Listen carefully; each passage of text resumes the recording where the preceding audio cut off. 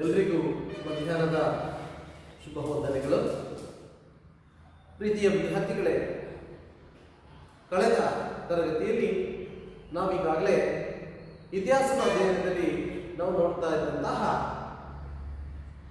ಭಾರತಕ್ಕೆ ಯುರೋಪಿಯನ್ನರ ಆಗಮನದಲ್ಲಿ ಬ್ರಿಟಿಷರು ಹೇಗೆ ಭಾರತದಲ್ಲಿ ತಮ್ಮದೇ ಆದ ಪ್ರಾಬಲ್ಯವನ್ನು ಆರ್ಥಿಕವಾಗಿ ರಾಜಕೀಯವಾಗಿ ಉಳಿಸಿಕೊಳ್ಳೋದಕ್ಕೆ ಕೆಲವೊಂದು ಯುದ್ಧಗಳನ್ನು ಸಂಘರ್ಷಗಳನ್ನು ಮಾಡಿದ್ರು ಅನ್ನೋದ್ರ ಬಗ್ಗೆ ನಾವು ತಿಳ್ಕೊಳ್ಳೋಣ. ಇಲ್ಲಿ ಬಕ್ಸಾರ್ ಕದನ ಮತ್ತು ಪ್ಲಾಸಿ ಕದನದ ತದನಂತರ ಭಾರತದಲ್ಲಿ ಬ್ರಿಟಿಷರು ತಮ್ಮದೇ ಆದಂತಹ ರಾಜಕೀಯ ಪ್ರಾಬಲ್ಯವನ್ನು ಗಟ್ಟಿಯಾಗಿ ಉಳಿಸಿಕೊಳ್ಳುವುದಕ್ಕೆ ಮುಂದಾದ.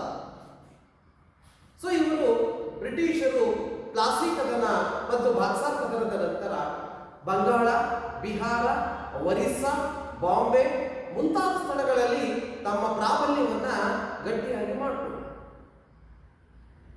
ಸೊ ಇದು ಪೂರ್ವ ರಾಷ್ಟ್ರಗಳೊಂದಿಗೆ ಆದರೆ ಇನ್ನು ಉಳಿದಂತಹ ಭಾರತ ದೇಶದಲ್ಲಿ ಈ ಬ್ರಿಟಿಷರು ದಕ್ಷಿಣ ಮತ್ತು ಪಶ್ಚಿಮ ರಾಷ್ಟ್ರಗಳಲ್ಲಿ ಯಾವುದೇ ವಿಧವಾದಂತಹ ರಾಜಕೀಯ ಪ್ರಾಬಲ್ಯವನ್ನ ಮುಂದುವರಿಸಕ್ಕೆ ಆಗ್ತಿರಲಿಲ್ಲ.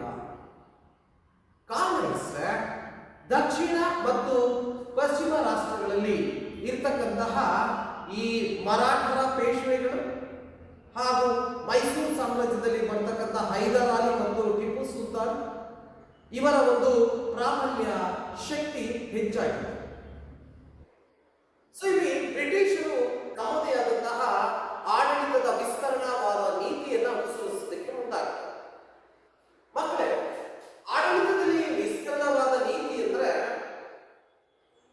ತಮ್ಮದೇ ಆದಂತಹ ಇತರೆ ಪ್ರದೇಶಗಳನ್ನ ಆಕ್ರಮಿಸಿಕೊಳ್ತಾ ಹೋಗೋದು. ಬೇರೆ ಬೇರೆ ಪ್ರದೇಶಗಳನ್ನ ಆಕ್ರಮಿಸಿಕೊಳ್ತಾ ಆ ಪ್ರದೇಶದಲ್ಲಿ ತಮ್ಮ ಅಧಿಕಾರವನ್ನು ಸ್ಥಾಪಿಸಿ ರಾಜಕೀಯ ಪ್ರಾಬಲ್ಯವನ್ನ, ಆರ್ಥಿಕ ಪ್ರಾಬಲ್ಯವನ್ನ ಗಟ್ಟಿಯಾಗಿ ಮಾಡಿಕೊಳ್ತಾ ತಮ್ಮದೇ ಆದಂತಹ ಒಂದು ಕ್ಷೇತ್ರವನ್ನ ಆಡಳಿತದ ವಿಸ್ತರಣೆಯನ್ನು ಮಾಡ್ತಾ ಹೋಗೋದಕ್ಕೆ ವಿಸ್ತರಣವಾದ ನೀತಿ ಅಂತಕ್ಕಂಥದ್ದನ್ನ ಕರೀತಾರೆ.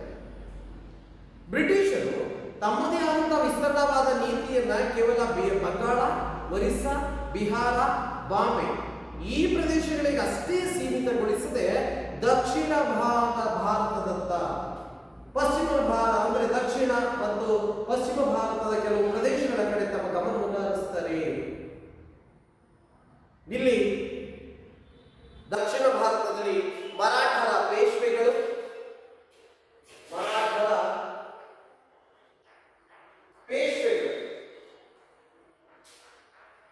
ಹಾಗೂ ಮೈಸೂರಿನಲ್ಲಿ ಹೈದರ್ ಅಲಿ ಮತ್ತು ಟಿಪ್ಪು ಸುಲ್ತಾನ್. ನೋಡಿ,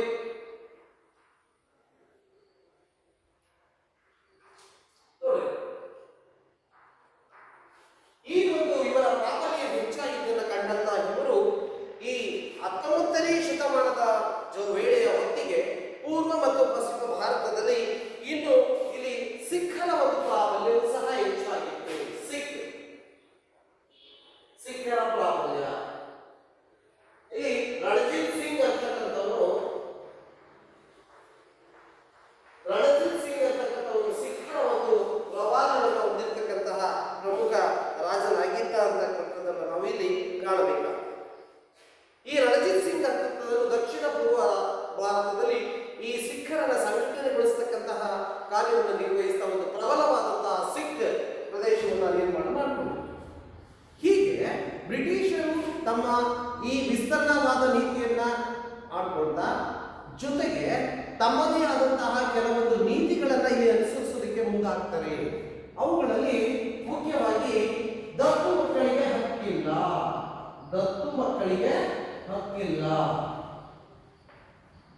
ಮಕ್ಕಳಿಗೆ ಹಕ್ಕಿಲ್ಲ ಎಂಬ ನೀತಿ, ಇನ್ನೊಂದು ಸಹಾಯಕ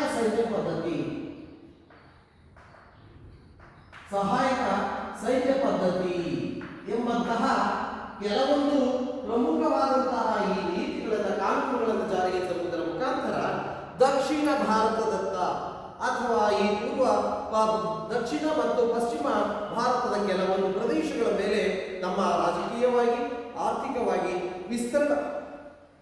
ವಿಸ್ತರಣಾವಾದ ನೀತಿಯನ್ನು ಅನುಸರಿಸೋದಕ್ಕೆ ಮುಂದಾಗ್ತಕ್ಕಂತಹ ಕಾಲವನ್ನು ನಾವು ಕಾಣ್ತೀವಿ. ಸೊ ಇದಲ್ಲದೆ ಈ ದಕ್ಷಿಣ ಭಾರತದಲ್ಲಿ ಇರ್ತಕ್ಕಂತಹ ಈ ಪೇಶ್ವೆಗಳು ಮೈಸೂರು ಸಂಸ್ಥಾನದಲ್ಲಿ ಅಧಿಕಾರದಲ್ಲಿರ್ತಕ್ಕಂತಹ ಹೈದರ್ ಅಲಿ ಮತ್ತು ಟಿಪ್ಪು ಸುಲ್ತಾನರೆಲ್ಲರೂ ಸಹ ಪ್ರಬಲರಾಗಿರ್ತಕ್ಕಂಥದ್ದನ್ನು ನಾವು ಕಾಣ್ತೀವಿ. ಸೊ ಇದಲ್ಲದೆ ಈ ಬ್ರಿಟಿಷರು ಭಾರತದ ದಕ್ಷಿಣ ಪಶ್ಚಿಮ ವಾಯುವ್ಯ ಭಾಗಗಳಲ್ಲಿ ಭಾರತದ ದಕ್ಷಿಣ ಪಶ್ಚಿಮ ವಾಯುವ್ಯ ಭಾಗಗಳಲ್ಲಿ ಕೆಲವೊಂದು ಸಂಘರ್ಷಗಳನ್ನು ಯುದ್ಧಗಳನ್ನು ಮಾಡತಕ್ಕಂಥ ಪರಿಸ್ಥಿತಿ ಉಂಟಾಗ್ತದೆ. ಕಾರಣ ಇಷ್ಟೇ ಮಕ್ಕಳೇ, ರಾಜಕೀಯವಾದ ಪ್ರಾಬಲ್ಯದ ಜೊತೆಗೆ ತಮ್ಮ ವಿಸ್ತರಣಾವಾದ ನೀತಿಯನ್ನು ಇವರು ಅನುಸರಿಸ್ತಕ್ಕಂಥದ್ದನ್ನು ನಾವು ಕಾಣ್ತೀವಿ. ಸೊ ಈ ಪಶ್ಚಿಮ ವಾಯುವ್ಯ ಮತ್ತು ದಕ್ಷಿಣ ಭಾಗಗಳಲ್ಲಿ ಈ ಒಂದು ಬ್ರಿಟಿಷರ ನಡುವೆ 3 ಆಂಗ್ಲೋ ಮರಾಠ ಯುದ್ಧಗಳು ನಡೀತವೆ. 3 ಆಂಗ್ಲೋ ಮರಾಠ ಯುದ್ಧಗಳು. 3 ಆಂಗ್ಲೋ ಮರಾಠ, ಆಂಗ್ಲ ಮತ್ತು ಮರಾಠರೊಂದಿಗೆ 3 ಆಂಗ್ಲೋ ಮರಾಠ ಯುದ್ಧಗಳನ್ನು ಎದುರಿಸಬೇಕಾಗ್ತದೆ ಬ್ರಿಟಿಷರು. ಅದೇ ರೀತಿಯಾಗಿ 4 ಆಂಗ್ಲೋ ಮೈಸೂರು ಯುದ್ಧಗಳು ನಡೀತವೆ. 4 ಆಂಗ್ಲೋ ಮೈಸೂರು ಯುದ್ಧಗಳು. ನೋಡ್ರಿ, ಆಂಗ್ಲರು ಮತ್ತು ಮೈಸೂರಿನ ಈ ಸಂಸ್ಥಾನದ ನಡುವೆ ಈ 4 ಆಂಗ್ಲೋ ಮೈಸೂರು ಯುದ್ಧಗಳು ಸಹ ನಡೀತಕ್ಕಂಥದ್ದನ್ನು ನಾವು ಕಾಣ್ತೀವಿ. ಇನ್ನು 2 ಆಂಗ್ಲೋ ಸಿಖ್ ಯುದ್ಧಗಳು ನಡೀತವೆ. 2 ಆಂಗ್ಲೋ ಸಿಖ್ ಯುದ್ಧಗಳು. ನೋಡಿ, ಯುದ್ಧಗಳು ನಡೀತಕ್ಕಂಥದ್ದನ್ನು ನಾವು ಕಾಣ್ತೀವಿ. ನೋಡಿ, ಸೊ ಇಷ್ಟು ತಮ್ಮ ವಿಸ್ತರಣಾವಾದ ನೀತಿಯನ್ನು ಅನುಸರಿಸತಕ್ಕಂತಹ ಬ್ರಿಟಿಷರು ದಕ್ಷಿಣ ಪಶ್ಚಿಮ ವಾಯುವ್ಯ ಭಾರತದಲ್ಲಿ ತಮ್ಮದೇ ಆದಂತಹ ರಾಜಕೀಯ ಪ್ರಾಬಲ್ಯವನ್ನ, ಆರ್ಥಿಕ ಪ್ರಾಬಲ್ಯವನ್ನ, ತಮ್ಮದೇ ಆದಂತಹ ವಿಸ್ತರಣಾವಾದ ನೀತಿಯೊಂದಿಗೆ ಅನುಸರಿಸ್ತಾ ತಮ್ಮದೇ ಆದ ಒಂದು ಪ್ರಾಬಲ್ಯವನ್ನು ಉಳಿಸಿಕೊಳ್ಳೋದಕ್ಕೆ ಹಲವಾರು ಘರ್ಷಣೆಗಳನ್ನ, ಯುದ್ಧಗಳನ್ನು ಎದುರಿಸ್ತಕ್ಕಂಥ ಪರಿಸ್ಥಿತಿಯನ್ನು ನಾವು ಇಲ್ಲಿ ಕಾಣ್ತಾ ಇದ್ದೀವಿ. ಇಲ್ಲಿ ನಾವೇ ಹೇಳಿದ ಹಾಗೆ ಬ್ರಿಟಿಷರು ಇಲ್ಲಿ ಬಹಳಷ್ಟು ಯುದ್ಧಗಳನ್ನು ನಡೆಸೋದಕ್ಕೆ ಮುಂದಾಗ್ತಾರೆ. ಅವುಗಳಲ್ಲಿ ಒಂದು ಆಂಗ್ಲೋ ಮರಾಠ ಯುದ್ಧಗಳು. ಒಂದನೇ ಆಂಗ್ಲೋ ಮರಾಠ ಯುದ್ಧ. ಒಂದನೇ ಆಂಗ್ಲೋ ಮರಾಠ ಯುದ್ಧ. ನೋಡಿ, ಒಂದನೇ ಆಂಗ್ಲೋ ಮರಾಠ ಯುದ್ಧ. ಒಂದನೇ ಆಂಗ್ಲೋ ಮರಾಠ ಯುದ್ಧ. ಇಲ್ಲಿ ಒಂದನೇ ಆಂಗ್ಲೋ ಮರಾಠ ಯುದ್ಧವನ್ನು ಫಸ್ಟ್ ನಾವು ಕಾಣ್ತೀವಿ. ಈ ಒಂದನೇ ಆಂಗ್ಲೋ ಮರಾಠ ಯುದ್ಧ ನಡೆದಂತಹ ಕಾಲ 1775ರಿಂದ 1782. ನೋಡಿ, ಒಂದನೇ ಮರಾಠ ಯುದ್ಧಕ್ಕೆ ಪ್ರಮುಖವಾದ ಕಾರಣಗಳನ್ನು ನಾವು ತಿಳ್ಕೋಬೇಕಾಗ್ತದೆ. ಇಲ್ಲಿ ಬಾಕ್ಸಾರ್ ಕದನದಲ್ಲಿ ಸೋತಂತಹ 2ನೇ ಶಾ ಆಲಂ, ಏನು ಮೊಘಲ್ ಚಕ್ರವರ್ತಿ ಏನಿದ್ದ 2ನೇ ಶಾ ಆಲಂನನ್ನು ಇಲ್ಲಿ ಬ್ರಿಟಿಷರ ಆಶ್ರಯದಲ್ಲಿದ್ದ ಮೊಘಲರ ದೊರೆ ಚಕ್ರವರ್ತಿ 2ನೇ ಶಾ ಆಲಂನನ್ನು ಮರಾಠರು ಕರೆತಂದು ಮತ್ತೆ ಅವರ ಅಧಿಕಾರಕ್ಕೆ ದೆಹಲಿ ಸಿಂಹಾಸನದಲ್ಲಿ ಕುಳಿಸ್ತಾರೆ. ನೋಡ್ರಿ, ಬಾಕ್ಸಾರ್ ಕದನದಲ್ಲಿ ಸೋತಂತಹ ಮೊಘಲ್ ಚಕ್ರವರ್ತಿ 2ನೇ ಶಾ ಆಲಂನನ್ನು ಮರಾಠರು ಕರೆತಂದು ಮತ್ತೆ ಈ ಒಂದು ದೆಹಲಿಯ ಸಿಂಹಾಸನದ ಮೇಲೆ ಕುಳಿಸ್ತಕ್ಕಂಥದ್ದನ್ನು ನಾವು ಕಾಣ್ತೀವಿ. ಈ ಬ್ರಿಟಿಷರು ಮೊದಲು ಬ್ರಿಟಿಷರಿಗೆ ಕೊಟ್ಟಿದ್ದಂತಹ ಕೋರಾ ಮತ್ತು ಅಲಹಾಬಾದ್ಗಳನ್ನು ಮರಾಠರಿಗೆ ಕೊಡ್ತಾನೆ. ಕೋರಾ ಮತ್ತು ಅಲಹಾಬಾದ್, ಕೋರಾ ಮತ್ತು ಅಲಹಾಬಾದ್. ನೋಡಿ, ಯಾವಾಗ ಈ 2ನೇ ಶಾ ಆಲಂನನ್ನ ಮರಾಠರು ಮತ್ತೆ ದೆಹಲಿಯ ಸಿಂಹಾಸನಕ್ಕೆ ಅಧಿಕಾರಕ್ಕೆ ತರ್ತಾರೆ, ಆಗ 2ನೇ ಶಾ ಆಲಂ ಈ ಬ್ರಿಟಿಷರಿಗೆ ಕೊಡಲ್ಪಟ್ಟಿದ್ದಂತಹ ಕೋರಾ ಮತ್ತು ಅಲಹಾಬಾದ್ ಪ್ರದೇಶಗಳನ್ನ ಮರಾಠರಿಗೆ ಕೊಡುತ್ತಕ್ಕೆ ಮುಂದಾಗ್ತಾನೆ. ಸೊ ಇದರಿಂದ ಮರಾಠರು ಬ್ರಿಟಿಷರ ನಡುವೆ ಬಹಳ ವೈಷಮ್ಯ, ದ್ವೇಷ, ಅಸೂಯೆಗಳು ಪ್ರಾರಂಭ ಆಗೋದಕ್ಕೆ ಕಾರಣ ಆಗ್ತದೆ. ನೋಡಿ ಮಕ್ಕಳೇ, ಯಾವುದೇ ಒಂದು ಇತಿಹಾಸದಲ್ಲಿ ಯಾವುದೇ ಒಂದು ಯುದ್ಧ, ಕದನ, ಕ್ರಾಂತಿ ನಡೀತಾನೆ ಅಂದ್ರೆ ಅಲ್ಲಿ ಯಾವುದೇ ಒಂದು ಬಲವಾದ ಕಾರಣ ಇಲ್ಲ. ಸೊ ಇಲ್ಲಿ ನೋಡಿ, 1ನೇ ಮರಾಠ ಯುದ್ಧಕ್ಕೆ ಮುಖ್ಯವಾದ ಕಾರಣ ಅಂದ್ರೆ ಬಾಕ್ಸಾರ್ ಕದನದಲ್ಲಿ ಸೋತಂತಹ 2ನೇ ಶಾ ಆಲಂ ಬ್ರಿಟಿಷರಿಗೆ ಏನು ಶರಣಾಗತಿಯಾಗಿದ್ದ ಅವನನ್ನ ಮರಾಠರು ಮತ್ತೆ ತಂದು ಈ ದೆಹಲಿಯ ಸಿಂಹಾಸನದಲ್ಲಿ ಅಧಿಕಾರಕ್ಕೆ ತರ್ತಾರೆ. ದೆಹಲಿಯ ಸಿಂಹಾಸನಕ್ಕೆ ತಂದಂತಹದ್ರಿಂದ ಬ್ರಿಟಿಷರು ಮತ್ತು ಮರಾಠರ ನಡುವೆ ವೈಷಮ್ಯ ಪ್ರಾರಂಭ ಆಗ್ತದೆ. ಆಗ ಬ್ರಿಟಿಷರಿಗೆ ಕೊಡಲ್ಪಟ್ಟಿದ್ದಂತಹ ಕೋರಾ ಮತ್ತು ಅಲಹಾಬಾದ್ ಪ್ರದೇಶಗಳನ್ನ ಈ ಮರಾಠ ಈ ಒಂದು ಎರಡನೇ ಶಾ ಆಲಂ ಮರಾಠರಿಗೆ ಮತ್ತೆ ವಾಪಸ್ ಕೊಡ್ತಾರೆ. ಸೊ ಇದರಿಂದ ಮತ್ತೆ ಮರಾಠರು ಬ್ರಿಟಿಷರಲ್ಲಿ ಬಹಳಷ್ಟು ವೈಷಮ್ಯಗಳ ಉಂಟಾಗ್ತಕ್ಕಂಥದ್ದರ ನಡುವೆ ನಾವು ಕಾಣ್ತೀವಿ. ಸೊ ಇದೇ ಸಮಯದಲ್ಲಿ ಮರಾಠರ ಒಬ್ಬ ಬಲಿಷ್ಠ ದೊರೆ, ಪ್ರಸಿದ್ಧ ದೊರೆಯಾದಂತಹ ಪೇಶ್ವೆ ಮಾಧವರಾವ್ ಮರಾಠರ ಪ್ರಸಿದ್ಧ ಪೇಶ್ವೆ, ಪ್ರಬಲರಾಗಿದ್ದಂತಹ ಪೇಶ್ವೆ ಮಾಧವರಾವ್ ಮರಾಠರಿಗೆ ಪ್ರಸಿದ್ಧನಾದಂತಹ ಹೆಸರುವಾಸಿಯಾಗಿದ್ದಂತಹ ಪೇಶ್ವೆ ಮಾಧವರಾವ್ ಅಂತಕ್ಕಂಥವ್ರು ಇದೇ ಸಮಯದಲ್ಲಿ ಅಸುನೀಗ್ತಾನೆ ಅಥವಾ ತನ್ನ ತೀರ್ಕೊಳ್ತಕ್ಕಂಥ ಕಾಲದಲ್ಲಿ ಮರಾಠರಿಗೆ ತುಂಬಲಾದಂಥ ನಷ್ಟ ಆಗ್ತದೆ. ಪೇಶ್ವೆಯ ಸ್ಥಾನಕ್ಕೆ ಅವರ ತಮ್ಮ ನಾರಾಯಣನು ಅಧಿಕಾರಕ್ಕೆ ಬಂದರೂ ಸಹ ಅವನ ಚಿಕ್ಕಪ್ಪ ರಾಘವನು ಕೊಲೆ ಮಾಡಿದನು. ಇಲ್ಲಿ ನಾರಾಯಣರಾವ್ ಮರಾಠರಿಗೆ ಪೇಶ್ವೆಯ ಸ್ಥಾನಕ್ಕೆ ಅವರ ತಮ್ಮ ಪೇಶ್ವೆ ಮಾಧವರಾಯನ ತಮ್ಮ ನಾರಾಯಣನನ್ನು ಅಧಿಕಾರಕ್ಕೆ ತಂದರೂ ಸಹ ಈ ನಾರಾಯಣನನ್ನ ಅವರ ಚಿಕ್ಕಪ್ಪನಾದಂತಹ ರಘುನಾಥರಾವ್ ನೋಡಿ ಅಥವಾ ರಘುನಾಥರಾವ್ ಇಲ್ಲಿ ಇವನನ್ನ ಕೊಲೆ ಮಾಡ್ತಾನೆ ನಾರಾಯಣರಾವ್. ನೋಡಿ ಮಕ್ಕಳೇ, ಇತಿಹಾಸದಲ್ಲಿ ಅಧಿಕಾರಕ್ಕೋಸ್ಕರವಾಗಿ, ಸಾಮ್ರಾಜ್ಯಕ್ಕೋಸ್ಕರವಾಗಿ, ಒಂದು ಏನು ಐಶ್ವರ್ಯಕ್ಕೋಸ್ಕರವಾಗಿ ಇಲ್ಲಿ ಚಿಕ್ಕಪ್ಪನೇ ಇಲ್ಲಿ ಇವನನ್ನು ಕೊಲೆ ಮಾಡ್ತಕ್ಕಂಥ ಪರಿಸ್ಥಿತಿಯನ್ನು ನಾವು ಕಾಣ್ತೀವಿ. ಇದರಿಂದ ಪೇಶ್ವೆಯ ಸ್ಥಾನಕ್ಕೆ, ಈ ಪೇಶ್ವೆ ಅಂತಂದ್ರೆ ಕಲಹ ಏರ್ಪಟ್ಟು ನಾನಾ ಫಡ್ನವೀಸ್ ನೇತೃತ್ವದಲ್ಲಿ ಪೇಶ್ವೆ ಸ್ಥಾನಕ್ಕೆ ಆಕಾಂಕ್ಷದ ರಾಘವನ ಬದಲು ನಾರಾಯಣನ ಮಗ ಎರಡನೇ ಮಾಧವರಾವ್, ಈ ನಾರಾಯಣನ ಮಗನ ಎರಡನೇ ಮಾಧವರಾವ್ನನ್ನು ಇಲ್ಲಿ ಅಧಿಕಾರಕ್ಕೆ ತರ್ತಕ್ಕಂಥದ್ದನ್ನು ನಾವು ಇಲ್ಲಿ ಕಾಣ್ತೀವಿ. ಮಕ್ಕಳೇ, ಹಾಗಾದ್ರೆ ಪೇಶ್ವೆಗಳು ಅಂತಂದ್ರೆ ಮರಾಠರ ಆಳ್ವಿಕೆಯಲ್ಲಿ ಒಂದು ಉನ್ನತವಾದ ಸ್ಥಾನ, ಅಂದ್ರೆ ಮುಖ್ಯಮಂತ್ರಿಗಿಂತ ಮಂತ್ರಿಗಳಿಗಿಂತ ಉನ್ನತವಾದಂತಹ ಸ್ಥಾನ. ಅವುಗಳನ್ನ ಪೇಶ್ವೆ ಅಂತ ಕರೀತಾ ಇದ್ರು. ಆಡಳಿತದ ಮುಖ್ಯಸ್ಥನಾಗಿ ಪೇಶ್ವೆ ಅಂತಕ್ಕಂಥ ಹೆಸರಿನಿಂದ ಕರೀತಾ ಇದ್ರು.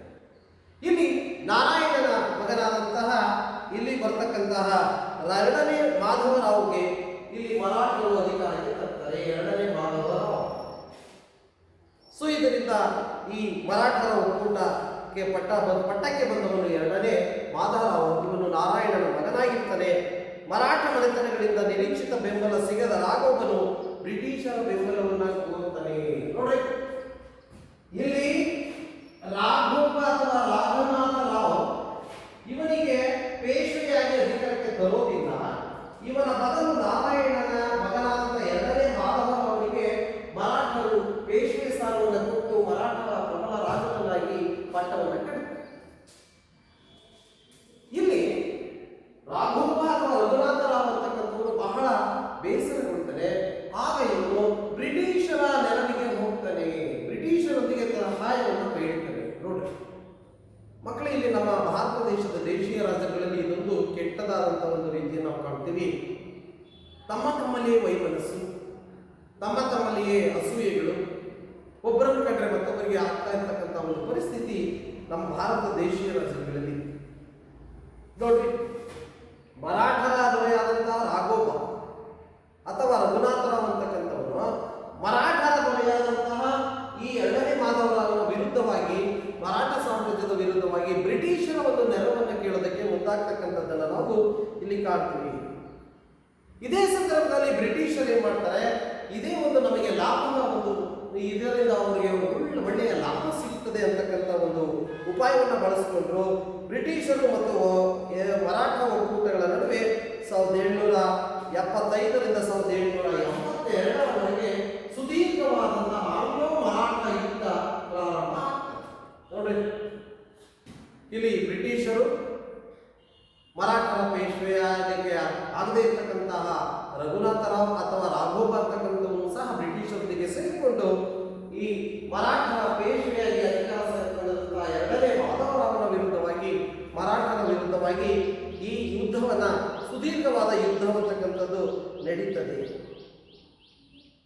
ಪ್ರಾರಂಭದಲ್ಲಿ ಯುದ್ಧದಲ್ಲಿ ಮರಾಠರು ಯಶಸ್ಸನ್ನು ಕಂಡರೂ ಸಹ ಅಂತಿಮವಾಗಿ ಅಲಹಾಬಾದನ ಕಳೆದುಕೊಂಡರು. ಇಲ್ಲಿ ಅಲಹಾಬಾದ್ ಅಂತಕ್ಕಂಥದ್ದು ಕೊನೆಗೆ ಬ್ರಿಟಿಷರಿಗೆ ಸೇರಲ್ಪಡುತ್ತದೆ. ನೋಡ್ರಿ, ಮರಾಠರ ಅಲಹಾಬಾದ್ ಅಂತಿಮವಾಗಿ ಬ್ರಿಟಿಷರಿಗೆ ಸೇರಲ್ಪಡುತ್ತದೆ.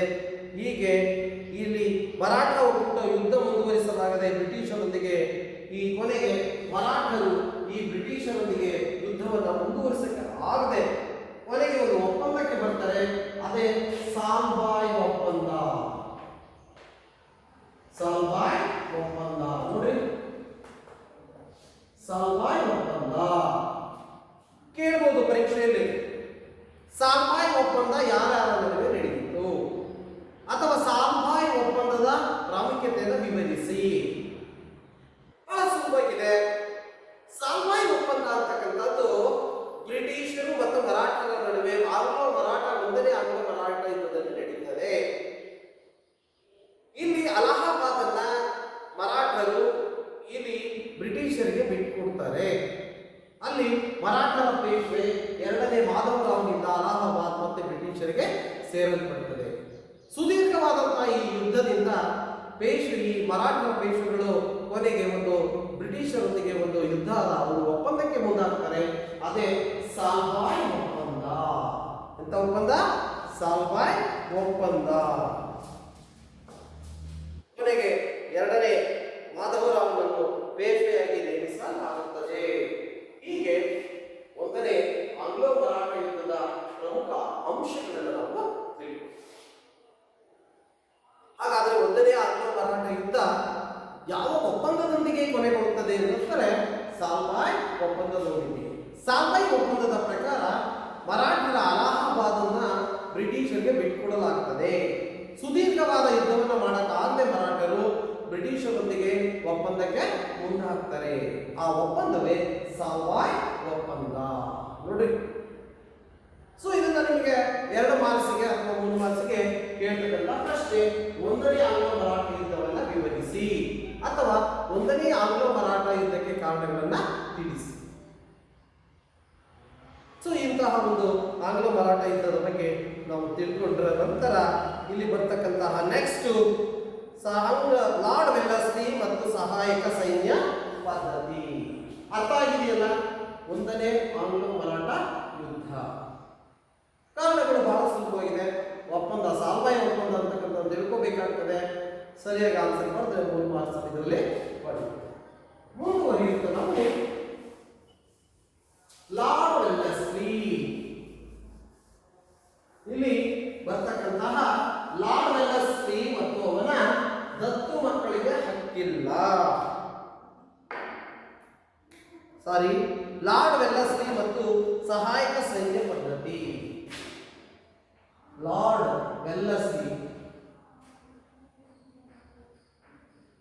ಅವನ ಸಹಾಯಕ ಸೈನ್ಯ ಪದ್ಧತಿ. ನೋಡಿ,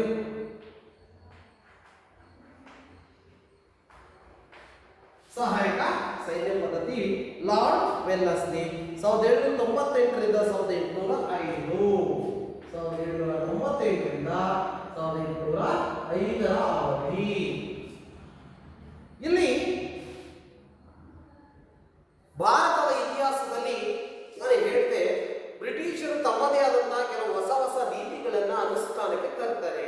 ಹೇಗಾದ್ರೂ ಮಾಡಿ ಭಾರತೀಯರನ್ನ ಆ ಸಾಮ್ರಾಜ್ಯ ವಿಸ್ತರಣೆಯ ಜೊತೆಗೆ ಅವರನ್ನ ತಮ್ಮದೇ ಆದ ನೀತಿಗಳಿಗೆ ಕಾನೂನುಗಳಿಗೆ ಒಳಪಟ್ಟು ಸಾಮ್ರಾಜ್ಯಗಳನ್ನು ವಶಪಡಿಸಿಕೊಳ್ಳೋದಕ್ಕೆ, ಪ್ರದೇಶಗಳನ್ನ ತಮ್ಮದಾಗಿಸಿಕೊಳ್ಳೋದಕ್ಕೆ ಕೆಲವು ನೀತಿಗಳನ್ನು ಅನುಸರಿಸತಕ್ಕಂಥ ಒಂದು ಪದ್ಧತಿಯನ್ನು ಇಲ್ಲಿ ಜಾರಿಗೆ ತರ್ತಾರೆ. ಅವುಗಳಲ್ಲಿ ಲಾರ್ಡ್ ವೆಲ್ಲಸ್ಲಿ ಜಾರಿಗೆ ತಂದಂತಹ ಸಹಾಯಕ ಸೈನ್ಯ ಪದ್ಧತಿ. ಭಾರತದಲ್ಲಿ ಬ್ರಿಟಿಷ್ ಸಾಮ್ರಾಜ್ಯದ ವಿಸ್ತರಣೆಗೋಸ್ಕರವಾಗಿ ಭಾರತಕ್ಕೆ ಬಂದಂತಹ ಪ್ರಥಮ ಗವರ್ನರ್ ಜನರಲ್ ಆಗಿ ಬಂದಂತವನು ಲಾರ್ಡ್ ವೆಲ್ಲಸ್ಲಿ. ಒಬ್ಬ ಗವರ್ನರ್ ಜನರಲ್. ಲಾರ್ಡ್ ವೆಲ್ಲಸ್ಲಿ ಒಬ್ಬ ಗವರ್ನರ್ ಜನರಲ್. ಭಾರತಕ್ಕೆ ತನ್ನ ಸಾಮ್ರಾಜ್ಯ ವಿಸ್ತರಣೆಗೋಸ್ಕರವಾಗಿ ಬಂದಂತಹ ಒಬ್ಬ ಗವರ್ನರ್ ಜನರಲ್ ಆಗಿದ್ದ. ಇವನ ಆಗಮನದ ಹೊತ್ತಿಗೆ ಬಲಿಷ್ಠರಾದ ಮಹಾರಾಷ್ಟ್ರ ಮತ್ತು ಮೈಸೂರು ರಾಜ್ಯಗಳು ದುರ್ಬಲಗೊಂಡಿದ್ದು ವಿಸ್ತರಣಾ ನೀತಿಗೆ ಅನುಕೂಲಕರವಾಗಿದ್ದು ಈ ಗುರಿಯನ್ನು ಸಾಧಿಸಲು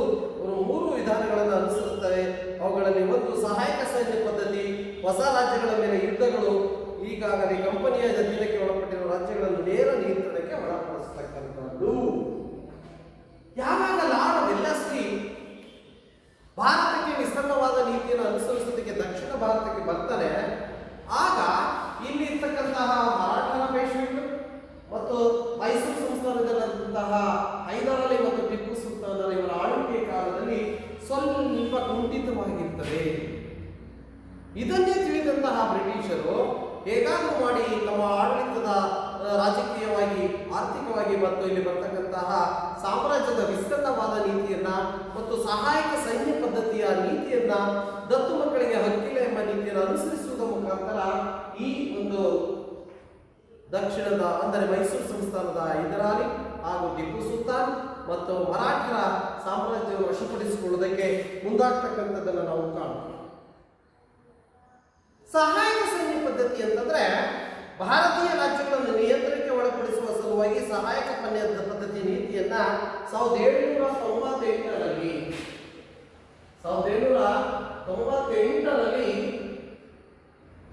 ಲಾರ್ಡ್ ವೆಲ್ಲೆಸ್ಲಿ ಈ ಪದ್ಧತಿಯನ್ನ ಸಹಾಯಕ ಸೈನ್ಯ ಪದ್ಧತಿಯನ್ನು ಅನುಷ್ಠಾನಕ್ಕೆ ತರ್ತಾರೆ. ಇಲ್ಲಿ ಹೇಗಾದರೂ ಮಾಡಿ ಭಾರತದ ಕೆಲವು ಪ್ರಾಂತ್ಯಗಳನ್ನ, ಪ್ರದೇಶಗಳನ್ನ, ರಾಜ್ಯಗಳನ್ನ ಬ್ರಿಟಿಷರ ಒಂದು ಅಧೀನಕ್ಕೆ ಒಳಗಿಸಿಕೊಳ್ಳುವುದಕ್ಕೋಸ್ಕರವಾಗಿ ಸಹಾಯಕ ಸೈನ್ಯ ಪದ್ಧತಿಯನ್ನು ಲಾರ್ಡ್ ವೆಲ್ಲೆಸ್ಲಿ ಇಲ್ಲಿ ಗವರ್ನರ್ ಜನರಲ್ ಆದವನ್ನು ಜಾರಿಗೆ ತರ್ತಾರೆ. ಈ ಸಹಾಯಕ ಸೈನ್ಯ ಪದ್ಧತಿ ಅಂತಕ್ಕಂಥದ್ದು ಬ್ರಿಟಿಷ್ ಈಸ್ಟ್ ಇಂಡಿಯಾ ಕಂಪನಿ ಮತ್ತು ಈ ಭಾರತೀಯ ರಾಜ್ಯಗಳ ನಡುವಿನ ಒಂದು, ಭಾರತೀಯ ರಾಜರ ಅಥವಾ ರಾಜ್ಯಗಳ ನಡುವಿನ ಒಂದು ಸೈನಿಕ ಒಪ್ಪಂದವಾಗಿರುತ್ತದೆ. ನೋಡ್ರಿ, ಸಹಾಯಕ ಸೈನ್ಯ ಪದ್ಧತಿ ಅಂತಂದ್ರೆ ಬ್ರಿಟಿಷ್ ಈಸ್ಟ್ ಇಂಡಿಯಾ ಕಂಪನಿ ಮತ್ತು ಭಾರತೀಯ ರಾಜ್ಯಗಳ ಅಥವಾ ರಾಜರುಗಳ ನಡುವೆ ನಡೀತಕ್ಕಂತಹ ಒಂದು ಸೈನಿಕ ಒಪ್ಪಂದ ಎಂಬುದಾಗಿ ಸಹಾಯಕ ಸೈನ್ಯ ಪದ್ಧತಿ ಎಂಬುದಾಗಿ ನಾವು ಇಲ್ಲಿ ಕರೆಯುತ್ತೀವಿ. ಸಹಾಯಕ ಸೈನ್ಯ ಪದ್ಧತಿಯ ಒಂದು ನಿಬಂಧನೆಗಳೇನಾಗಿದೆ? ಸಹಾಯಕ ಸೈನ್ಯ ಪದ್ಧತಿ ಅಂದ್ರೆ ಏನು ಅಂತ ತಿಳ್ಕೊಂಡ್ವಿ, ಅವುಗಳ ಕಂಡೀಷನ್ಸ್ ಅಥವಾ ಷರತ್ತುಗಳು, ನಿಬಂಧನೆಗಳು ಯಾವುವು ಅನ್ನೋದನ್ನು ನಾವು ತಿಳ್ಕೋಬೇಕಾಗ್ತದೆ. ಭಾರತೀಯ ರಾಜರು ಬ್ರಿಟಿಷ್ ಸೈನ್ಯದ ತುಕಡಿಯನ್ನು ತನ್ನ ರಾಜ್ಯದಲ್ಲಿ ಇರಿಸಿಕೊಳ್ಳಬೇಕಾಗಿತ್ತು. ಸಹಾಯಕ ಸೈನ್ಯ ಪದ್ಧತಿಯ ಒಂದನೇ ಷರತ್ತು ಏನಪ್ಪ ಅಂತಂದ್ರೆ, ಭಾರತದಲ್ಲಿನ ರಾಜ ಅಥವಾ ದೇಶೀಯ ರಾಜರು ಯಾರೇ ಆಗಿದ್ರು ಬ್ರಿಟಿಷ್ ಈಸ್ಟ್ ಇಂಡಿಯಾ ಕಂಪನಿಯ ಬ್ರಿಟಿಷರ ಒಂದು ಸೈನ್ಯದ ಭಾಗವನ್ನು, ತುಕಡಿಯನ್ನ ತನ್ನಲ್ಲಿ ಇಟ್ಕೊಳ್ಬೇಕಾಗಿತ್ತು. ಇದು ಒಂದು ಸಹಾಯಕ ಸೈನ್ಯ ಪದ್ಧತಿಯ ಒಂದು ನಿಬಂಧನೆ ಅಥವಾ ಷರತ್ತು. 2, ಸೇನೆಯ ವೇತನ ನಿರ್ವಹಣೆಯ ವೆಚ್ಚವನ್ನು ಸಂಬಂಧಪಟ್ಟ ರಾಜನೇ ಭರಿಸಬೇಕು.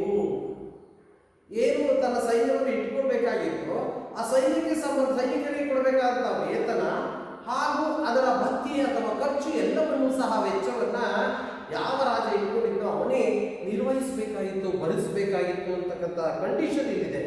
ಇಲ್ಲವೇ ನಿರ್ದಿಷ್ಟ ಕಂದಾಯ ಪ್ರದೇಶವನ್ನು ಬಿಟ್ಕೊಡ್ಬೇಕಾಗಿತ್ತು. ನೋಡ್ರಿ, ಎಂತೆಂತಹ ಷರತ್ತುಗಳನ್ನ ಹಾಕ್ತಾರೆ ಸಹಾಯಕ ಸೈನ್ಯ ಪದ್ಧತಿಯಲ್ಲಿ. ಜೊತೆಗೆ ರಾಜನ ಆಸ್ಥಾನದಲ್ಲಿ ಬ್ರಿಟಿಷ್ ರೆಸಿಡೆಂಟ್ ಅನ್ನು ನೇಮಿಸಿಕೊಳ್ಳಬೇಕು. ಯಾರ ರಾಜ ಇದ್ದಾರೋ ಆ ರಾಜನ ಆಸ್ಥಾನದಲ್ಲಿ ಬ್ರಿಟಿಷರ ರೆಸಿಡೆಂಟ್ ಅನ್ನುವಂತಹ ಅಧಿಕಾರಿಯನ್ನ ಅಲ್ಲಿ ನೇಮಕ ಮಾಡಿಕೊಳ್ಬೇಕಾಗಿತ್ತು. ನೋಡಿ, ಬ್ರಿಟಿಷರು ಹೇಗೋ ಯಾವುದೇ ಒಂದು ತಾಂತ್ರಿಕ ಯಾವುದೋ ಒಂದು ಕಾರಣಗಳನ್ನು ಒಡ್ಡಿ ಷರತ್ತುಗಳನ್ನು ಹಾಕಿ ಭಾರತೀಯ ದೇಶೀಯ ರಾಜ್ಯಗಳನ್ನು ತಮ್ಮ ಹಿಡಿತಕ್ಕೆ ತೆಗೆದುಕೊಳ್ಳತಕ್ಕಂತಹ ನೀತಿಗಳನ್ನು ಜಾರಿಗೆ ತರುತ್ತಾರೆ. ಇದಲ್ಲದೆ ಭಾರತದ ಯಾವುದೇ ರಾಜ್ಯಗಳೊಂದಿಗೆ ಯುದ್ಧ ಅಥವಾ ಸಂಧಾನ ಮಾಡಿಕೊಳ್ಳಬೇಕಾದಾಗ ಗವರ್ನರ್ ಜನರಲ್ನ ಸಮ್ಮತಿ ಬೇಕಾಗಿತ್ತು, ಅನುಮತಿ ಬೇಕಾಗಿತ್ತು. ಆ ರಾಜ ಬೇರೆ ಯಾವುದೇ ರಾಜನ ಮೇಲೆ ಯುದ್ಧವನ್ನು ಮಾಡಬೇಕಾದ್ರೆ, ಕದನವನ್ನು ಮಾಡಬೇಕಾದ್ರೆ ಅಲ್ಲಿದ್ದಂತಹ ಬ್ರಿಟಿಷರ ಗವರ್ನರ್ ಜನರಲ್ ಒಪ್ಪಿಗೆಯನ್ನು ಪಡಿಬೇಕಾಗಿತ್ತಂತೆ ನೋಡಿ. ಇಂತಹ ಷರತ್ತುಗಳನ್ನ ಈ ಸಹಾಯಕ ಸೈನ್ಯ ಪದ್ಧತಿಯಲ್ಲಿ ನಾವು ಕಾಣ್ತೀವಿ. ಪ್ರತಿಯಾಗಿ ಕಂಪನಿಯ ರಾಜ್ಯಕ್ಕೆ ಆಂತರಿಕ ಬಾಹ್ಯ ರಕ್ಷಣೆಯನ್ನು ಒದಗಿಸಿ. ಅದು ಏನಪ್ಪ ಬ್ರಿಟಿಷರ ಒಂದು ಸೈನ್ಯ ಅಂತಂದ್ರೆ, ನಮ್ಮ ರಾಜರಿಗೆ ರಕ್ಷಣೆಯನ್ನು ಕೊಡೋದಕ್ಕೆ ಆ ಸೈನ್ಯ ಇರ್ತಿತ್ತು ಅಂತಕ್ಕಂಥದ್ದನ್ನ ಇಲ್ಲಿ ನಾವು ಕಾಣ್ತೀವಿ. ನಮ್ಮ ದೇಶದ ರಾಜರಿಗೆ ಬ್ರಿಟಿಷರ ಸೈನ್ಯದಿಂದ ನಮಗೆ ರಕ್ಷಣೆ ಕೊಡಬೇಕಾದಂತ ಪರಿಸ್ಥಿತಿಯನ್ನು ನಮಗೆ ಕಾಣ್ತೀವಿ. ಜೊತೆಗೆ ಎಲ್ಲಾ ಖರ್ಚು ವೆಚ್ಚಗಳನ್ನ ಆ ರಾಜನೇ ಭರಿಸಬೇಕಾಗಿತ್ತು. ಭರಿಸಲಿಲ್ಲ ಅಂದ್ರೆ ಕಂದಾಯ ಬರ್ತಕ್ಕಂಥ ಪ್ರದೇಶಗಳನ್ನು ಬ್ರಿಟಿಷರಿಗೆ ಬಿಟ್ಟುಕೊಡಬೇಕಾಗಿತ್ತು. ರೆಸಿಡೆನ್ಸ್ ರೆಸಿಡೆನ್ಸ್ ಅಂತಕ್ಕಂಥ ಅಧಿಕಾರಿಯನ್ನು, ಬ್ರಿಟಿಷ್ ರೆಸಿಡೆನ್ಸಿ ಅಧಿಕಾರಿಯನ್ನ ಅಲ್ಲಿ ನೇಮಕ ಮಾಡಿಕೊಳ್ಬೇಕಾಗಿತ್ತು. ನೋಡಿ ಹೇಗಿದೆ, ನಮ್ಮ ದೇಶದ ರಾಜರುಗಳ ಆಸ್ಥಾನದಲ್ಲಿ ಬ್ರಿಟಿಷರ ಅಧಿಕಾರಿಗಳು ನೇಮಕ ಮಾಡೋದು, ಅಲ್ಲಿ ಬ್ರಿಟಿಷ್ ಸೈನ್ಯವನ್ನ ಇಟ್ಟುಕೊಳ್ಳೋದು, ಸೈನ್ಯದ ಖರ್ಚು ವೆಚ್ಚ, ಸೈನಿಕರ ವೇತನವನ್ನೆಲ್ಲ ರಾಜ ಭರಿಸಬೇಕಾಗಿತ್ತು. ಭರಿಸಲಿಲ್ಲ ಅಂತಂದ್ರೆ ಆ ಕಂದಾಯ ವಸೂಲಿ ಮಾಡತಕ್ಕಂಥ ರಾಜ್ಯಗಳನ್ನು ಬಿಟ್ಟುಕೊಡ್ಬೇಕು. ಇದಲ್ಲದೆ ಯಾವುದೇ ರಾಜ್ಯದ ಮೇಲೆ ಯುದ್ಧ ಮಾಡಬೇಕಾದ್ರೆ ಬ್ರಿಟಿಷರ ಗವರ್ನರ್ ಜನರಲ್ ಒಪ್ಪಿಗೆ ಪಡೆಯಬೇಕಾಗಿತ್ತಂತೆ ನಮ್ಮ ಭಾರತ ದೇಶದ ರಾಜರು. ನೋಡಿ ಎಂಥ ಒಂದು ದುಸ್ಥಿತಿಯನ್ನು ನಾವು ಕಾಣ್ತೀವಿ, ಎಂಥ ಒಂದು ರಾಜಕೀಯ ತಾಂತ್ರಿಕತೆಯನ್ನ ಬ್ರಿಟಿಷರಿಗೆ ಬಳಸಿಕೊಳ್ತಾ ಇದ್ದಾರೆ.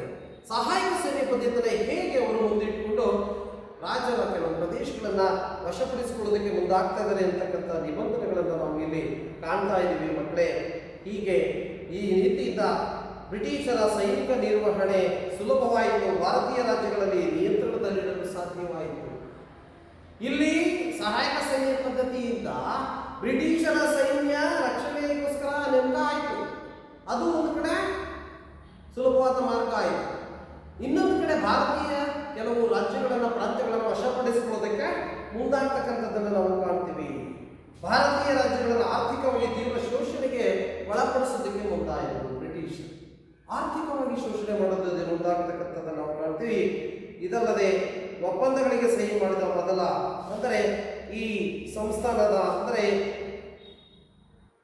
ಸಹಾಯಕ ಸೈನ್ಯ ಪದ್ಧತಿಗೆ ಒಪ್ಪಿ ಸಹಾಯಕ ಸೈನ್ಯ ಪದ್ಧತಿಯನ್ನು ಒಪ್ಪಿಕೊಂಡಂತಹ ಭಾರತದ ಮೊಟ್ಟ ಮೊದಲ ದೊರೆ ಅಂತಂದರೆ ಹೈದರಾಬಾದಿನ ಸಂಸ್ಥಾನ ಅಥವಾ ಹೈದರಾಬಾದಿನ ನಿಜಾಮ. ಹೈದರಾಬಾದಿನ ನಿಜಾಮ ಈ ಒಂದು ಸಹಾಯಕ ಸೈನ್ಯ ಪದ್ಧತಿಗೆ ಒಳಪಟ್ಟಂತಹ ಮೊಟ್ಟ ಮೊದಲ ಭಾರತೀಯರ ದೊರೆ ಅಂತಂದ್ರೆ ಹೈದರಾಬಾದಿನ ನಿಜಾಮ ಈ ಸಹಾಯಕ ಸೈನ್ಯ ಪದ್ಧತಿಯ ಒಪ್ಪಿಕೊಂಡು ಒಪ್ಪಂದಕ್ಕೆ ಸಹಿ ಆಗ್ತಕ್ಕಂಥದ್ದನ್ನು ನಾವು ಕಾಣ್ತೀವಿ. ಇವನ ನಂತರ ಇಲ್ಲಿ ಮೈಸೂರು, ಔದ್, ತಂಜಾವೂರ್, ಮರಾಠ, ಆರ್ಕಾಟ್, ಪೂನಾ, ಬಿರಾರ್, ಗ್ವಾಲಿಯರ್ ಮೊದಲಾದ ರಾಜ್ಯಗಳು ಈ ಒಪ್ಪಂದಕ್ಕೆ ಸಹಿ ಆಗ್ತವೆ. ಪ್ರಶ್ನೆ ಈ ತರ ಇರ್ತದೆ ಮಕ್ಕಳೇ, ಸಹಾಯಕ ಸೈನ್ಯ ಪದ್ಧತಿಯನ್ನು ಒಪ್ಪಿಕೊಂಡು ಸಹಾಯಕ ಸೈನ್ಯ ಪದ್ಧತಿಗೆ ಒಪ್ಪಂದಕ್ಕೆ ಸಹಿ ಮಾಡಿದಂಥ ಮೊಟ್ಟ ಮೊದಲ ಭಾರತೀಯ ದೊರೆ ಅಂತಂದ್ರೆ ಹೈದರಾಬಾದಿನ ನಿಜಾಮ. ಇದಾದ ನಂತರ ಮೈಸೂರು, ಔದ್ ಮತ್ತು ಅದೇ ರೀತಿಯಾಗಿ ತಾಂಜಾವೂರು, ಮರಾಠ, ಆರ್ಕಾಟ್ ಹಾಗೂ ಬಿಹಾರ್, ಗ್ವಾಲಿಯರ್ ಮುಂತಾದಂತಹ ಮೊದಲಾದ ರಾಜ್ಯಗಳು ಸಹ ಈ ಒಂದು ಸಹಾಯಕ ಸೈನ್ಯ ಪದ್ಧತಿಗೆ ಒಪ್ಕೊಳ್ತಕ್ಕಂಥ ಪರಿಸ್ಥಿತಿಯನ್ನ ನಾವು ಕಾಣ್ತೀವಿ ಮಕ್ಕಳ. ನೋಡ್ರಿ, ಬ್ರಿಟಿಷರ ಒಂದು ರಾಜಕೀಯ ತಾಂತ್ರಿಕತೆ ನಮ್ಮ ಭಾರತ ದೇಶದಲ್ಲಿ ಹೊಸ ಕಾಯ್ದೆ ಕಾನೂನುಗಳನ್ನ ಯಾವುದೋ ಒಂದು ಪದ್ಧತಿಗಳನ್ನು ಅನುಸರಿಸಿ ಭಾರತೀಯರನ್ನ ತಮ್ಮ ರಾಜಕೀಯ ಪ್ರಾಬಲ್ಯಕ್ಕೆ ಒಳಪಡಿಸಿಕೊಳ್ತಕ್ಕಂಥದ್ದು. ಬ್ರಿಟಿಷರು ತಮ್ಮ ಈಸ್ಟ್ ಇಂಡಿಯಾ ಕಂಪನಿಯ ಜೊತೆಗೆ ಆರ್ಥಿಕ ಪ್ರಾಬಲ್ಯವನ್ನು ಬೆಳೆಸಿಕೊಳ್ತಕ್ಕಂಥದ್ದು, ಸಾಮ್ರಾಜ್ಯ ವಿಸ್ತರಣವಾದ ನೀತಿಯನ್ನು ಸಹ ಅನುಸರಿಸಿಕೊಂಡು ಭಾರತದ ದಕ್ಷಿಣ ಮತ್ತು ಪಶ್ಚಿಮ ಭಾರತದ ಕೆಲವೊಂದು ಪ್ರದೇಶಗಳನ್ನ ತಮ್ಮ ಅಧೀನಕ್ಕೆ ಒಳಪಡಿಸಿಕೊಂಡು ತಮ್ಮ ಸಾಮ್ರಾಜ್ಯ ವಿಸ್ತರಣವಾದವನ್ನು ಮಾಡಿಕೊಳ್ತಾ ಹೆಚ್ಚು ಹೆಚ್ಚು ಪ್ರಾಂತ್ಯಗಳನ್ನು ವಶಪಡಿಸಿಕೊಳ್ಳೋದಕ್ಕೆ ಮುಂದಾಗತಕ್ಕಂಥದ್ದನ್ನು ನಾವು ಇಲ್ಲಿ ಕಾಣ್ತಾ ಇದ್ದೀವಿ. ನೋಡ್ರಿ, ಅರ್ಥ ಆಗಿದೆ ಅನ್ಸುತ್ತೆ. ಸಹಾಯಕ ಸೈನ್ಯ ಪದ್ಧತಿ ಎಂದರೇನು, ಸಹಾಯಕ ಸೈನ್ಯ ಪದ್ಧತಿಯ ನಿಬಂಧನೆಗಳು ಅಥವಾ ಷರತ್ತುಗಳು ಯಾವುವು? ಸೊ ಸಹಾಯಕ ಸೈನ್ಯ ಪದ್ಧತಿಯನ್ನು ಜಾರಿಗೆ ತಂದವರು ಯಾರು? ಸಹಾಯಕ ಸೈನ್ಯ ಪದ್ಧತಿಯಿಂದ ಬ್ರಿಟಿಷರಿಗೆ ಏನು ಲಾಭ ಆಯಿತು? ಇವೆಲ್ಲವನ್ನು ನಾವು ತಿಳ್ಕೊಳ್ಬೇಕಾಗ್ತದೆ ಮಕ್ಕಳೇ. ಹೀಗೆ ರಾಜಕೀಯ ಪ್ರಾಬಲ್ಯವನ್ನು ಬೆಳೆಸಿಕೊಳ್ಳುತ್ತಾ ಭಾರತದಲ್ಲಿ ಬ್ರಿಟಿಷರು ತಮ್ಮದೇ ಆದಂತಹ ಕೆಲವೊಂದು ಈ ಒಂದು ಆಡಳಿತದ ವಿಸ್ತರಣವಾದ ನೀತಿಯನ್ನ ಜಾರಿಗೆ ತರ್ತಕ್ಕಂಥದ್ದನ್ನು ನಾವಿಲ್ಲಿ ಕಾಣ್ತೀವಿ. ಹೀಗೆ ಪ್ಲಾಸಿಕನ್ನ ಬಾಕ್ಸಾರ್ ಕದನದ ನಂತರ ಭಾರತದ ಇತಿಹಾಸದಲ್ಲಿ, ಚರಿತ್ರೆಯಲ್ಲಿ ಬ್ರಿಟಿಷರು ತಮ್ಮದೇ ಆದಂತಹ ಒಂದು ರಾಜಕೀಯ ಪ್ರಾಬಲ್ಯವನ್ನ, ಆರ್ಥಿಕ ಪ್ರಾಬಲ್ಯವನ್ನ, ಆಡಳಿತದ ವಿಸ್ತರಣವಾದ ನೀತಿಯನ್ನು ಅನುಸರಿಸಿಕೊಳ್ಳುತ್ತಾ ಭಾರತ ದೇಶದಲ್ಲಿ ತಮ್ಮದೇ ಆದಂತಹ ಆಡಳಿತವನ್ನ ಸ್ಥಾಪನೆ ಮಾಡೋದಕ್ಕೆ, ಪ್ರಾಬಲ್ಯವನ್ನ ಉಂಟು ಮಾಡೋದಕ್ಕೆ ಮುಂದಾಗ್ತಕ್ಕಂಥದ್ದನ್ನ ನಾವು ಕಾಣ್ತಾ ಇದ್ದೀವಿ. ನೋಡ್ರಿ ಮಕ್ಕಳೇ, ಹೀಗೆ ಅಧ್ಯಾಯ 2ರಲ್ಲಿ ಬ್ರಿಟಿಷ್ ಆಳ್ವಿಕೆಯ ವಿಸ್ತರಣವಾದ ನೀತಿಯನ್ನು ನಾವು ಕಾಣ್ತೀವಿ. ಒಂದು, ಆಂಗ್ಲೋ ಮರಾಠ ಯುದ್ಧ. 2, ಲಾರ್ಡ್ ವೆಲ್ಲೆಸ್ಲಿ ಜಾರಿಗೆ ತಂದಂತಹ ಈ ಒಂದು ಗವರ್ನರ್ ಜನರಲ್ ಆದಂತಹ ಲಾರ್ಡ್ ವೆಲ್ಲೆಸ್ಲಿಯ ಸಹಾಯಕ ಸೈನ್ಯ ಪದ್ಧತಿ. ಅರ್ಥ ಆಗಿದೆ ಅನ್ಸುತ್ತೆ ಮಕ್ಕಳೇ? ಯಾವುದಾದ್ರೂ ಇದ್ರ ಬಗ್ಗೆ ಪ್ರಶ್ನೆಗಳು ಕೇಳೋದಿದ್ರೆ ಕೇಳಬಹುದು. ಇನ್ನು ನಾವಿನ್ನು ಇಲ್ಲಿ ಬರ್ತಕ್ಕಂಥ ಕೆಲವೊಂದು ಗೃಹ ಪಾಠದ ಕಡೆ ನಾವು ಬರಬೇಕಾಗ್ತದೆ. ಗೃಹ ಪಾಠದ ಕಡೆಗೆ ನಾವು ಬರಬೇಕಾಗ್ತದೆ. ಗೃಹ ಪಾಠದಲ್ಲಿ ನಾವು ಗೃಹ ಪಾಠ ನೋಡಿ, ಒಂದನೇ ಪ್ರಶ್ನೆ, ಒಂದನೇ ಆಂಗ್ಲೋ ಮರಾಠ ಯುದ್ಧದ ಆಂಗ್ಲೋ ಮರಾಠ ಯುದ್ಧಕ್ಕೆ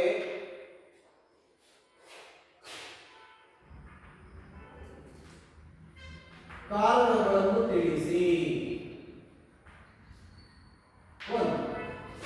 2, ಒಂದನೇ ಆಂಗ್ಲೋ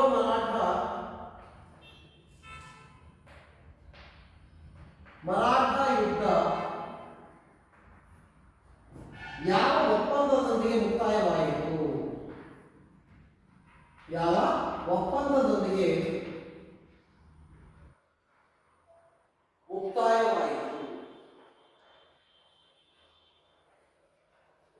ನೋಡಿ. 3,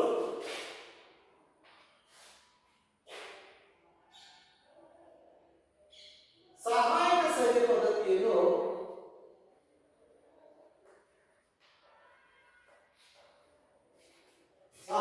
ಸೈನ್ಯ ಪದ್ಧತಿಯನ್ನು ಜಾರಿಗೆ ತಂದವರು ಯಾರು?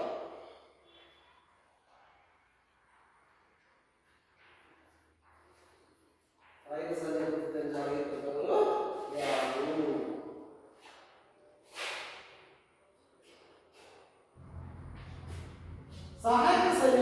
ಯಾರು?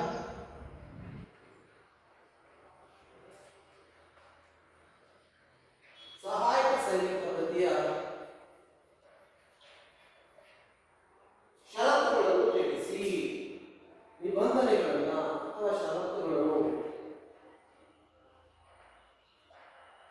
ಅಥವಾ ನಿಬಂಧನೆಗಳನ್ನ ಪಟ್ಟಿ ಮಾಡಿ.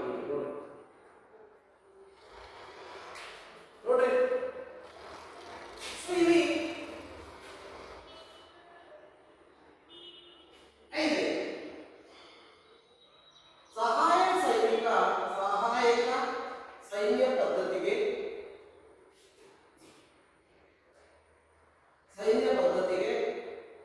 ಸಹಿ ಮಾಡಿದ ಒಪ್ಪಂದಕ್ಕೆ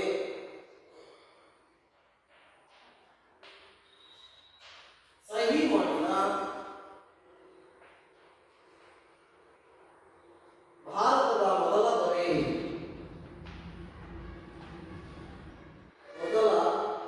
ದೊರೆ ಯಾರು?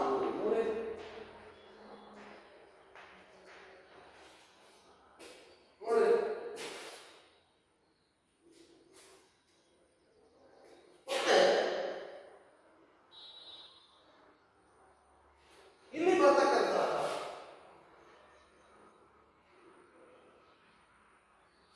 ಬಹಳ ಸುಲಭವಾಗಿರ್ತಕ್ಕಂಥ ಪ್ರಶ್ನೆಗಳನ್ನ ನಾವು ಇಲ್ಲಿ ಕಾಣಬೇಕಾಗ್ತದ. ಸುಲಭವಾಗಿ ಒಂದನೇ ಮರಾಠ ಯುದ್ಧಕ್ಕೆ ಕಾರಣಗಳನ್ನು ತಿಳಿಸಿ. ಬಹಳ ಚೆನ್ನಾಗಿ ಸಂಕ್ಷಿಪ್ತವಾಗಿ ನಾನು ವಿವರಣೆ ಕೊಟ್ಟಿದ್ದೀನಿ. ಮರಾಠರು ಅಂದರೆ ಅಕ್ಸರ್ ಕದನ ಅಥವಾ ಪ್ಲಾಸಿ ಕದನದ ನಂತರ ಬ್ರಿಟಿಷರು ಹೇಗೆ ತಮ್ಮ ಅಧಿಕಾರವನ್ನು ದಕ್ಷಿಣ, ಪಶ್ಚಿಮ, ವಾಯುವ್ಯ ಭಾಗದ ಭಾರತದ ಭಾಗಗಳಿಗೆ ವಿಸ್ತರಣೆಯನ್ನು ಮಾಡೋದಕ್ಕೆ ಮುಂದಾಗ್ತಾರೆ, ಅಲ್ಲಿದ್ದಂತಹ ಪರಿಸ್ಥಿತಿಯನ್ನು ನಾವು ತಿಳ್ಕೊಬೇಕಾಗುತ್ತದೆ. 1. 2, ಆಂಗ್ಲೋ ಮರಾಠ ಯುದ್ಧ ಯಾವ ಒಪ್ಪಂದದೊಂದಿಗೆ ಮುಕ್ತವಾಯಿತು ಅಂತಕ್ಕಂಥದ್ದನ್ನು ನಾವು ಸಹ ತಿಳ್ಕೊಂಡ್ವಿ. ಒಂದು ಕಡೆ ಸಾಲ್ವಾಯ್ ಒಪ್ಪಂದ ಅಂತ ನಾನು ಹೇಳಿದ್ದೀನಿ. ಅಹಮದಾಬಾದ್ ಕೆಲವು ಪ್ರದೇಶಗಳು ಸಾಲ್ವಾಯ್ ಒಪ್ಪಂದದಿಂದ ಮತ್ತೆ ಬ್ರಿಟಿಷರಿಗೆ ಮರಾಠರು ಕೊಡ್ತಕ್ಕಂಥದ್ದು ನಾವು ಕಾಣ್ತೀವಿ. 3ನೇದಾಗಿ ಸಹಾಯಕ ಸೈನ್ಯ ಪದ್ಧತಿಯನ್ನು ಜಾರಿಗೆ ತಂದವರು ಯಾರು? ಸುಲಭವಾಗಿ ನಾವು ಈಗಾಗಲೇ ಬಗ್ಗೆ ತಿಳ್ಕೊಂಡಿದ್ದೀವಿ. ಸೊ 4ನೇದಾಗಿ ಸಹಾಯಕ ಸೈನ್ಯ ಪದ್ಧತಿಯ ನಿಬಂಧನೆಗಳನ್ನು ಪಟ್ಟಿ ಮಾಡಿ. ಈ ಸಹಾಯಕ ಸೈನ್ಯ ಪದ್ಧತಿಯ ನಿಬಂಧನೆಗಳಂದ್ರೆ ಸಾಮಾನ್ಯವಾಗಿ 2ರಿಂದ 3 ಮಾರ್ಕ್ಸಿಗೆ ಅಥವಾ 2 ಮಾರ್ಕ್ಸಿಗೆ ಕೇಳೋ ಸಾಧ್ಯತೆ ಇದೆ. ಸೊ ಸಹಾಯಕ ಸೈನ್ಯ ಪದ್ಧತಿಯ ಪ್ರಕಾರ ದೇಶೀಯ ರಾಜರುಗಳು ಇಲ್ಲಿನ ಒಂದು ಸೈನ್ಯವನ್ನ, ಬ್ರಿಟಿಷ್ ಸೈನ್ಯವನ್ನು ತಮ್ಮಲ್ಲಿ ಇರಿಸಿಕೊಳ್ಬೇಕಾಯಿತು. ಅದರ ಖರ್ಚು ವೆಚ್ಚ, ಸೈನಿಕರ ವೇತನ ಎಲ್ಲವನ್ನ ಅದೇ ರಾಜ ಕೊಡಬೇಕಾಗಿ ಬಂತು.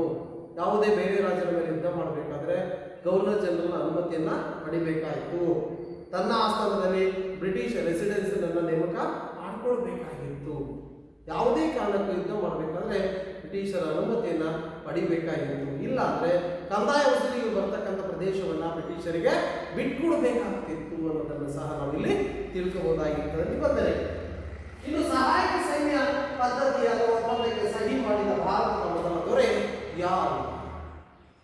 ಮಕ್ಕಳೇ, ಈಗಾಗಲೇ ಹೇಳ್ತೀನಿ, ಸಹಾಯಕ ಸೈನ್ಯ ಪದ್ಧತಿಗೆ ಒಳಪಟ್ಟಂತಹ ಅಥವಾ ಸಹಾಯಕ ಸೈನ್ಯ ಪದ್ಧತಿಗೆ ಸಹಿ ಮಾಡಿ ಒಪ್ಪಂದಕ್ಕೆ ಒಳಪಟ್ಟಂತಹ ಭಾರತದ ಮೊದಲ ದೇಶೀಯ ದೊರೆತರೆ ಹೈದರಾಬಾದಿನ ನಿಜಾಮ. ಹೈದರಾಬಾದಿನ ನಿಜಾಮ ಈ ಬ್ರಿಟಿಷರ ಲಾರ್ಡ್ ವೆಲ್ಲೆಸ್ಲಿಯ ಸಹಾಯಕ ಸೈನ್ಯ ಪದ್ಧತಿಯನ್ನು ಒಪ್ಪಿಕೊಂಡು ತನ್ನ ಎಲ್ಲ ಪ್ರದೇಶಗಳಲ್ಲಿ ಅವರ ಸೈನ್ಯವನ್ನು ಇಟ್ಟುಕೊಳ್ಳೋದಕ್ಕೆ ಮುಂದಾಗ್ತದೆ. ಇದಲ್ಲದೆ ಔಧ್, ಮೈಸೂರು ಮತ್ತು ಅಲಹಾಬಾದ್ ಮತ್ತು ಬೇರೆ ಬೇರೆ ಪ್ರದೇಶಗಳಲ್ಲಿಯೂ ಸಹ ಈ ಒಂದು ಸಹಾಯಕ ಸೈನ್ಯ ಪದ್ಧತಿಗೆ ರಾಜರುಗಳು ಒಳಪಡ್ತಕ್ಕಂಥದ್ದನ್ನು ನಾವು ಇಲ್ಲಿ ಕಾಣ್ತೀವಿ. ಸೊ ಹೀಗೆ ನಾವು ಭಾರತದ ಇತಿಹಾಸದಲ್ಲಿ ಈ ಒಂದು ಬ್ರಿಟಿಷರ ಆಳ್ವಿಕೆಯ ವಿಸ್ತರಣವಾದ ನೀತಿಯನ್ನು ಅನುಸರಿಸ್ತಕ್ಕಂಥದ್ದನ್ನು ನಾವು ಕಾಣ್ತಾ ಇದ್ದೀವಿ ಮಕ್ಕಳೇ. ಇಂಥ ಒಂದು ವಿಚಾರಗಳನ್ನು ಈಗಾಗಲೇ ತಿಳ್ಕೊಳ್ಳೋದಕ್ಕೆ ಚೆನ್ನಾಗಿ ಸಾಧ್ಯ ಆಗ್ತದೆ. ಸೊ ಯಾರಿಗೆ ಈ ಪಾಠದ ಬಗ್ಗೆ ಪ್ರಶ್ನೆಗಳು ಕೇಳಬೇಕನ್ಸುತ್ತೆ, ಏನಾದರೂ ಅನುಮಾನಗಳು ಅಥವಾ ಪ್ರಶ್ನೆಗಳನ್ನು ಕೇಳಬೇಕಾದ್ರೆ ಕೇಳಿ, ಪ್ರಶ್ನೆಗಳಿಗೆ ಪರಿಹಾರವನ್ನು ಕೊಡೋಣ. ಈ ಗೃಹ ಪಾಠವನ್ನು ಮಾಡ್ಕೊಂಡು ಬನ್ನಿ. ಎಲ್ಲ ಪ್ರಶ್ನೆಗಳಿಗೆ ಬಹಳ ಚೆನ್ನಾಗಿ ಉತ್ತರಗಳಿಗೆ ಸಿಗ್ತದೆ, ಚೆನ್ನಾಗಿ ತಿಳ್ಕೊಳ್ಳೋದಕ್ಕೆ ಸಾಧ್ಯತೆ ಆಗ್ತದೆ. ಎಲ್ರಿಗೂ ಈ ಪಾಠ ಅರ್ಥ ಆಗಿದೆ ಅನಿಸುತ್ತೆ.